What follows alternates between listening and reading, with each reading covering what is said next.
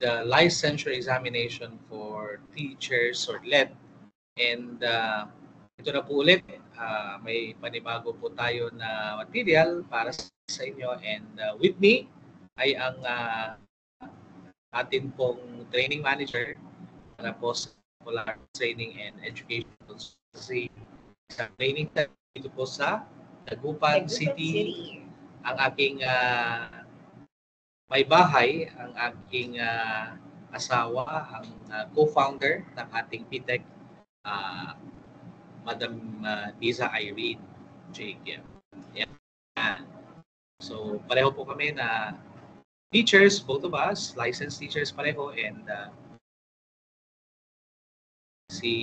ako ay nasa school head position na, and si wife naman, si Mrs. ay special education teacher 3 naman. And kakapasal lang niya na NCASH passer na po ito for 2023, one of the top passers sa buong Pilipinas. Alright?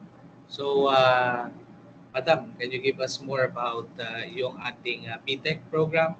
Ayan. So, aside from national qualifying examination for principal, we will also soon offer mga review sessions para sa licensure examination for teachers naman. Yes. Yeah. So, abangan niyo po yan dahil magkakaroon na po tayo ng launching din ng ating program for LED. And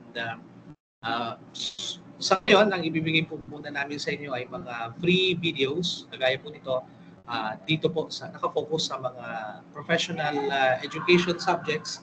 At the same time, yung iba pang mga general ed subjects ay i-handle po nito, and some of the major subjects na videos po sa aming YouTube channel, PTEC. Yeah. Our PTEC YouTube channel. That's right. Okay, so umpisa na po natin ang ating session number 18. Session number 18. So, kasi si Mrs. will have to discuss the other topics. Alright, sige, tingnan.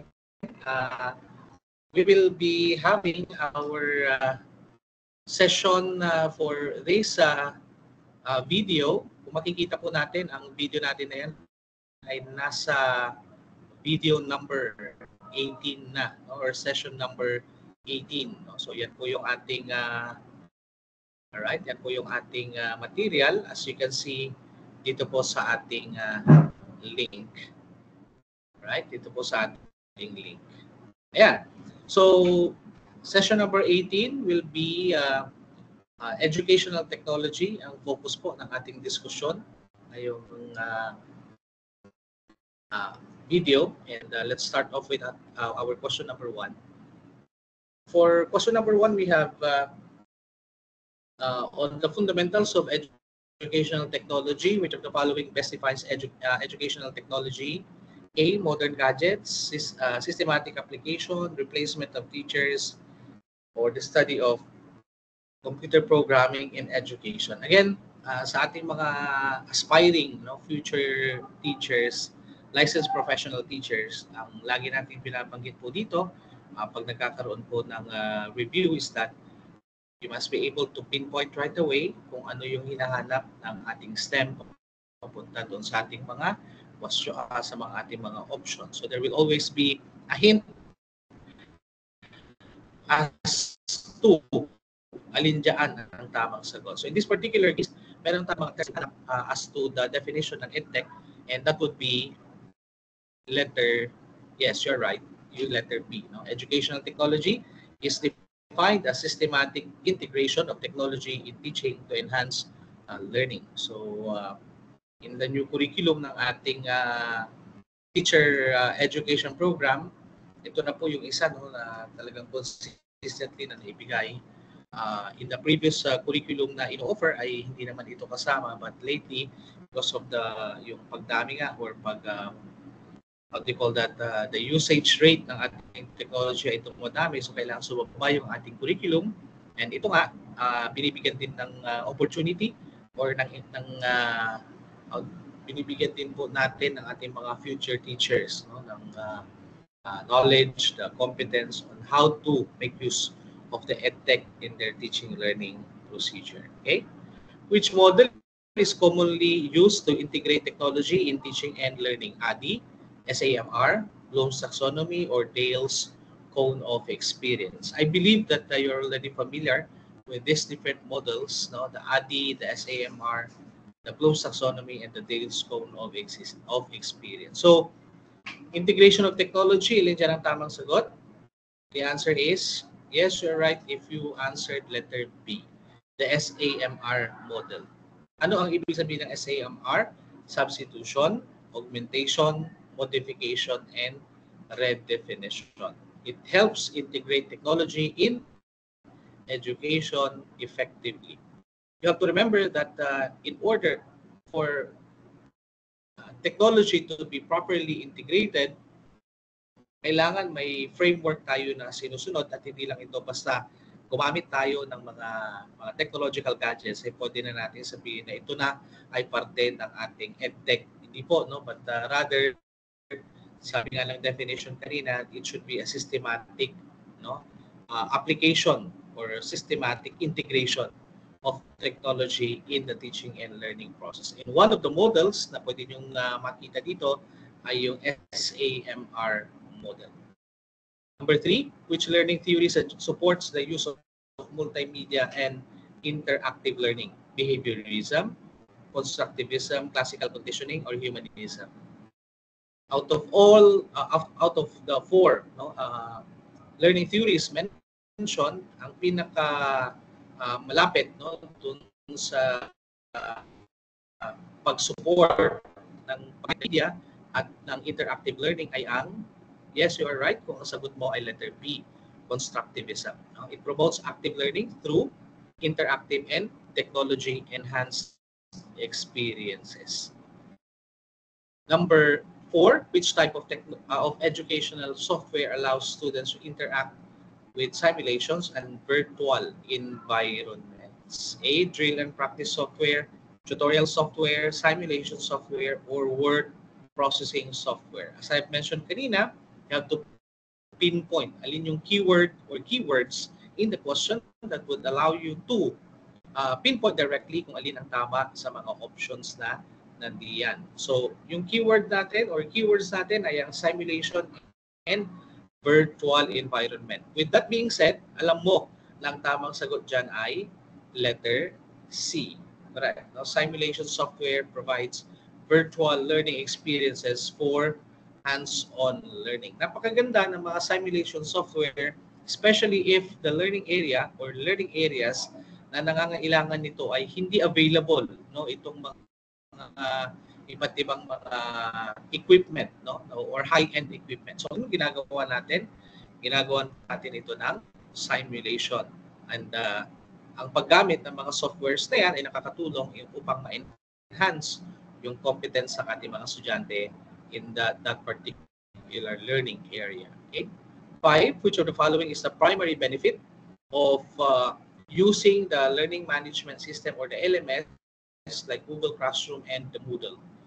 A, reducing number of teachers, automating the grading process, organizing and delivering digital learning materials efficiently, or replacing face-to-face interactions. Okay? So, very obvious, no? Makikita mo dyan, yung keyword mo ay ang paggamit ng LMS. Kapag LMS ang ginagamit mo, ano bang maitutulong yan sa iyo bilang isang guro? Okay? So, tamang sagot natin, yes, it's letter C. LMS platforms help organize and manage digital learning content effectively. No? Kaya nire-recommend natin ito sa iba't ibang mga classes, no, na mga estudyante ay mayroong access in the internet or yung connectivity in order to enhance or in order to make learning more efficient and more effective by organizing, no, yung mga classes in which all of the learning outputs and learning materials can be accessed via, no, the drive or the LMS itself. Okay. Number 6, the teacher wants students to collaborate online and share multimedia projects. Which tool is the most appropriate? Google Drive, Kahoot, Canva, or Zoom? Well, basic lang ito. So dapat kapag ganito ay you're already well exposed to these types of applications, and the correct answer for number 6 ay letter A. Yes, that's Google Drive that allows students to collaborate and share files efficiently. That's Google Drive for Google, and meron din naman si Microsoft. Meron tayong SharePoint, no? Yung SharePoint naman yung ginagamit natin for the Microsoft. Instructional design and media, according to Dale's cone of experience, which learning method results in the highest retention? Reading textbooks, watching videos, participating in hands-on experiences, or listening to lectures. According to the cone of experience, may mga different layers yan, different levels yan, in which yung merely hearing, for example, will allow you to have a retention that is very minimal, I believe, according to the code, nasa 10% lang. Pero ano yung pinakamataas? Okay, correct. No? Kung ang sagot mo dyan ay letter C, then you are correct.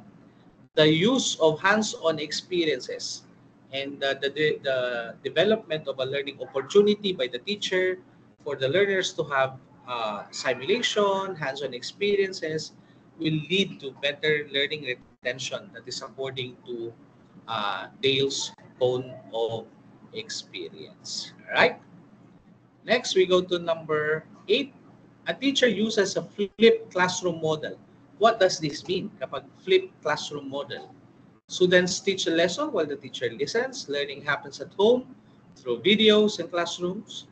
Students learn concepts through virtual reality only, or D, the teacher only uses traditional lecture-based instruction. Alright, so ulitin natin. Ano nga ba yung keyword natin dito? Flipped classroom model. Ano bang ibig sabihin itong flipped classroom model? Okay, no? So ang sagot natin dito ay letter B.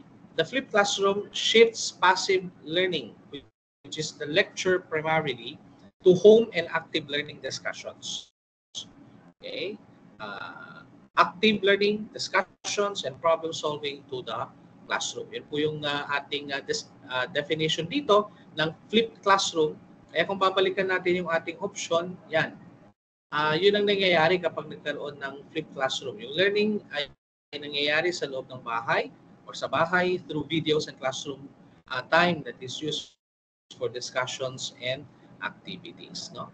I have to reiterate also that DepEd already mentioned, no, that the blended learning modality is already one of the accepted modalities right after the pandemic. Ito na po yung naging new normal ng ating educational system. Dati ay face-to-face na lang lahat, but you see all different programs now and different institutions are actually adapting the use or the adoption, yung paggamit ng ating blended learning modality. Okay? Number 9, which instructional media is best suited for enhancing visual learning? Visual. Podcasts, infographics, audiobooks, or lecture notes. Kaya nga tinawag natin na visual, right? So the keyword natin dito for number 9 ay hindi yung instructional media, but for visual learning. Kung visual learners ang iyong mga estudyante, ay ano ang pinaka mainam na gamitin sa kanila? Podcast, infographic, audio, or lecture notes? Definitely, dahil visual, they needed mga graphics. So yung infographics are visually appealing and will help summarize complex information by use of yung mga graphical presentations. Alright, so mga publication materials that are presented in a graph, in a table, that would provide with a ready summary of the topics or the concepts provided. Yun ang mas appealing kapag visual yung mga learners natin. Number 10, which of the following is an example of an assistive technology for students with visual impairments? No? So, ang keyword mo naman dito, assistive technology. Alin dyan yung examples niyan? At by the way, nabanggit din kung anong impairment ito, it is visual. A, speech-to-text software, braille, interactive whiteboard, or virtual reality headset. Anong tamang sagot natin dyan? Visual impairment. Yes, syempre, visual impairment eh. So, braille readers assist visually impaired students in reading text. No? So, with the help of technology, nagkakaroon ng mga iba't ibang mga, how do you call that, gadgets and equipment na po pwedeng magamit ng ating mga learners with special needs. 11, a teacher integrates gamification or gamification into learning. Which tool would be most appropriate? Kahoot, Excel, Google Docs, or the YouTube? Siyempre, yung walang kamatayang Kahoot, di ba? Yan. Pero napaka-exciting kasi niyan yung paggamit ng Kahoot, which is why yung game-based learning tool na yan ang isa sa pinakasikat, lalong-lalo na sa ating mga educators no in the field. Okay? So answer natin dyan ay letter A. 12. A teacher wants to create an interactive quiz with instant feedback. Which tool is the best to be used? PowerPoint, Canva, Google Form, or word processor? Okay, interactive quiz with instant feedback. Alright, anong tamang sagot natin dito? Yan, Google Forms, no, allowing interactive quizzes with instant feedback. So kapag nagbigay ka ng mga formative assessment, for example, pwede kang gumamit ng Google Form para makuha mo kaagad kung ano yung output or yung kanilang mga performance and that particular competency. At the same time, magkaroon ka ng instant feedback as to how they were able to understood or understand the lesson that you have presented. 13, which law ensures that online personal data of students and teachers are protected? Data Privacy Act, Intellectual Property Code, Cybercrime Prevention Act, or K-12 Education Act. Okay, syempre, keyword, personal data are being protected. So the correct answer there is letter A, the Data Privacy Act protects personal information in the digital platforms. There are many technicalities as to the implementation of RA 10173. No? And syempre dahil school ang involved, pati ang eskwelahan ay kailangan maalam no, dito sa mga provisions na yan. 14, which is an example of fair use in educational settings. So meron tayong mga terms po na ginagamit when it comes to the use of yung mga, ano tawag mo doon, yung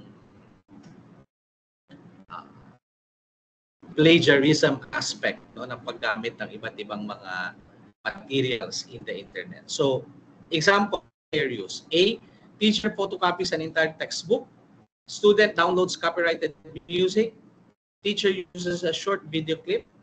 Or a student submits another student's their own. Ayan. So, anong tamang sagot natin dyan? Siyempre, it's letter C. Yes. Fair use allows limited use of copyrighted material for educational purposes. Kaya nga, kapag ginagamit natin yung mga short videos, sa iba, kagaya nito na gusto nating magamit for certain lecture purposes, pwede nating gamitin ito as per the fair use no? Parameters. No? Meron kasi mga terms yan na ginagamit natin and I hope that we'll have a discussion for that para magbigyan tayo ng guidance no kung paano tayo gumamit ng mga photos, ng mga videos na kinukuha natin from the internet. All right? Which of the following is an example of artificial intelligence in education? Interactive whiteboards, automated essay grading software, printed textbooks, or traditional chalkboards. Okay? AI in education. Paano natin magagamit yan? Of course, no? Pwede natin magamit yung AI na yan sa pag-automate ng ating grading and personalized learning procedures. Okay? So there are many ways or there are many applications now that can be identified or used in the web. Pwede mo magamit ang mga yan. 16, what is the main advantage of virtual reality in education? Placing teachers ba? Providing immersive learning experiences, reducing the need for textbooks, or ensuring higher test scores automatically. Anong tamang sagot natin? Pagka-advantage ng VR in education? Of course, virtual reality yan. So it creates immersive and engaging learning experiences para sa ating mga estudyante. Yun ang pinaka-advantage nito. But it does not intend to replace teachers in the field. It would enhance, yes, and it would be providing more engaging learning experiences. Diyan lang muna yung parameter na yan sa paggamit ng atin ng VR. 17, which of the following best describes the role of open education resources, or the OER? Paid online courses that require subscription, free openly licensed learning materials, restricted educational software, or government-owned textbook with limited access. Yan ba? Ano bang ibig sabihin ng OER? Yes. Siyempre, pag OER, these are free and openly licensed resources for education. Pag sinabi natin free and openly licensed, you can get these materials kahit na hindi ka isa-cite pa rin natin yung mga sources, no? Most likely dahil hindi naman natin sariling atin yan. But these are openly licensed, no? Resources para sa ating education. And it's free. Which tool is best for tracking student progress in online learning? LMS Analytics, printed report cards, group chats, or whiteboards? So, napanggitan natin yung term kanina in terms of the use of this software. Yung LMS Analytics will provide real-time tracking of your student progress. Kaya nga, yung paggamit ng LMS ay napakaganda sana, no? Very ideal when it comes to an certain school community na kung saan ang mga learners natin ay meron talaga access to the use of the web. Okay? 19, a teacher wants to analyze quiz results to identify students' weaknesses. Which tool would be most useful? Word, Sheets, PowerPoint, or PDF Reader? Siyempre, ang Google Sheets can analyze student scores using charts and formulas. No? And madaling magamit yan. Madaling lumabas yung mga data that are supposed to be interpreted. No? The Google Sheet will provide you with numerical values of what you need, like the mean, the median, the mode, the standard deviation, and all other computations that you needed, but the interpretation will have to be on the part of the teacher. No? Paano niyo gagamitin? All right. And of course, finally, yung ating question number 20, a teacher uses adaptive learning technology in class. What does this mean? Kapag adaptive learning technology, teacher customizes learning, all students receive the same material, technology replacing teachers, students are taught without any digital tools. Siyempre, ang tamang sagot dyan ay letter A. Yan. Adaptive learning personalizes education based on student needs. Additional 5 items tayo. Dito naman ay ipapakita natin yung mga situation, the scenario, and how will this scenario be analyzed, no? Para makuha mo yung tamang sagot. So, ang scenario natin is that Mr. Santos notices that his students struggle with solving algebraic equations. He wants to integrate technology to help them master the concepts through a self-paced learning. Which of the following is the most effective way to use technology in this situation? Yeah. Will you require students to watch math tutorial? Will you use an adaptive learning platform? Will you ask students to download the math app or print worksheets and let students solve them without digital tools? So, babalik tayo sa unang discussion kanina, yung paggamit natin ng adaptive learning platforms that would personalize instruction based on the individual student progress, ensuring better mastery of the concepts. Okay. Second scenario, Ms. De La Cruz wants to use an online quiz platform to assess her students. However, she realizes that some students have limited access to digital devices at home. So what should she do in order to ensure equitable learning opportunities. Require all students, provide an alternative offline assessment, exempt students without devices, or allow only students with digital access to participate. Okay? So, ano tamang sagot dyan? Siyempre, we go with letter B. No? Ang keyword natin doon is that hindi mo po pwedeng gamitin ito sweeping dahil hindi naman lahat sila may access. So, you provide alternative offline assessments and ensures equity and fairness in evaluating the student learning. Okay. Third example, Mr. Javier is conducting an online exam for his students. He is concerned that students might search for answers on the internet or compete with each other during the switch strategy best uphold academic integrity. A, use a randomized question bank and time limits. Allow open students to take the honestly the test without monitoring or so difficult. So the best dyan na option natin ay letter A. No? We randomize at yung ating mga test materials. So meron ka dapat question bank or test bank kung tawagin natin. And lagyan natin ng time limits in order to prevent cheating and mawala yung opportunity na yun on their part. Alright? So, let's go into question number 4. Mrs. Gomez wants her students to collaborate on a group project about environmental conservation using technology. Which tool is best suited for this activity? Collaborate. Yung keyword natin, collaborate.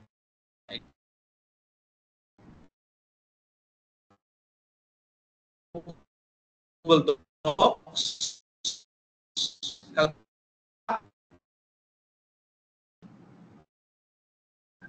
Sagot po natin dito ay yes, no? Our answer to this ay letter A, Google Docs, allowing real-time collaboration, making it ideal for group projects. Finally, gamification to increase student engagement. Mr. Ramirez observes that his students are disengaged during his math lessons. He wants to use game-based learning to make the lessons more interactive. Alin ang pwede niya din? Or lecture with no student interaction. Siyempre, ang gagamitin natin dyan ay ang Kahoot, which uses gamification to make learning engaging and interactive. Alright? So I hope that with that 20-item material ay nabigyan namin kayo ng panibagong material para makadagdag sa inyong preparation as you prepare for the upcoming licensure examination for teachers. Good luck and see you again sa ating susunod na mga videos. Maraming salamat and magandang araw po sa ating lahat.